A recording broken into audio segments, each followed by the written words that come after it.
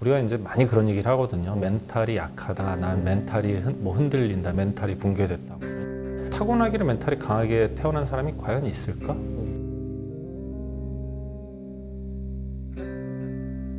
자기가 멘탈이 약하다라고 생각하는 분들 같은 경우에 대부분이 나한테 뭔가 선택권이 없다라는 생각들을 많이 하시는 것 같아요. 나는 그냥 원래 이래.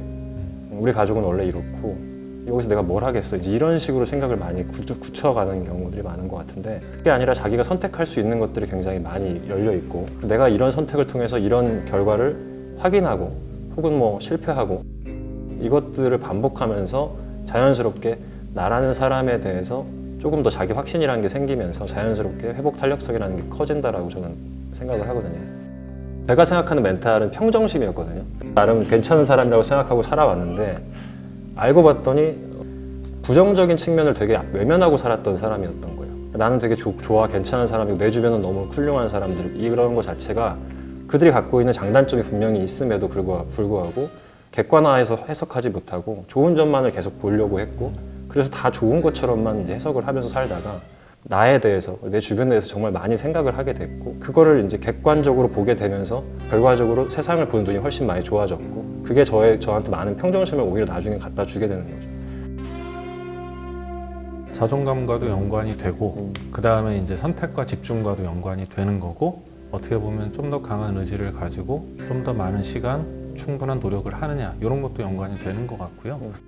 정말로 그냥 멘탈이 타고나기를 강해서 나에게 어떤 자극, 어떤 스트레스가 와도 나는 전혀 흔들림 없이 꿋꿋이 내 길을 가련다라는 사람은 없어요. 갈고 닦아서 만들어지는 거지 타고나기를 저절로 그렇게 된 사람은 없다라고 생각을 합니다. 그래서 우리가 이건 이제 제가 좀 많이들 얘기하는, 쉽게 이런 얘기를 안 했으면 좋겠다 하는 것 중에 멘탈이 약해요 이런 얘기도 저는 좀 반대하는 편인데, 타고나기를 멘탈 강한 사람은 없다라는 말씀을 좀 드리고 싶어요. 어떻게 보면 내가 나 왜 이렇게 멘탈이 약하지? 나 왜 이렇게 순간순간에 자극에 흔들리지 한다라는 거는, 나쁘게 얘기하면 예민하고 민감하지만 좋게 얘기하면 굉장히 섬세하다는 뜻이고요. 주변 친구들과의 비교를 통해서 본인을 너무 나는 왜 이럴까라는 생각, 걱정, 불안 이런 건 안 가지셨으면 좋겠습니다. 멘탈이 난 강해 이런 친구들이 주변에 있을 거예요. 그런 친구들하고 자기를 자꾸 비교하는 경우들이 있을 거거든요. 근데 그런 친구들은 사실은 멘탈이 강하다라기보다는 내가 갖고 있는 어떤 부정적인 측면, 혹은 누군가에 대한 부정적인 정서 자체를 견디기가 좀 불편해서 오히려 회피하거나 외면하고 있을 가능성이 많아요. 멘탈이 처음부터 강한 사람은 없다. 멘탈을 강하게 하려면 다양한 경험을 해야 된다. 특히 자기 자신에 대한 해석을 객관적으로 할 수 있어야 된다. 그러니까 자기가 자꾸 이것저것 선택을 해보고 그 결과물을 계속 확인하면서 피드백을 스스로 가져가면서 이제 사람은 성장해 나가는 거고, 그때 이제 멘탈이 진짜 좋아지는 거라고 봐요. 강한 사람은 없어요, 애초에. 강해지려고 다양한 시도를 해보는 겁니다. 우울증에 걸리면, 우울한 삶의 날이 오면 어떻게 되나 알아봤더니 아주 간단한 몇 가지 방법이 있었습니다. 그 중에 대표적인 걸 소개하겠습니다. 제가 어떤 분이 우울증 걸릴 확률이 높은지 소개할게요. 어설프게 착한 사람들이 우울증에 잘 걸려요. 완전 착한 건 아니고 어설퍼요. 그리고 며느리들 중에서도 그 착한 며느리들이 우울증에 걸려요. 개인의 감정은 지치거나 피곤하거나 우울하거나 짜증이 나 있는데, 자기의 역할이나 자기의 성격이 그래서 남한테 항상 밝게 대하는 사람을 말하는 거죠. 이런 걸 이제 심리학 전문 용어로 감정 노동이다라고 한대요.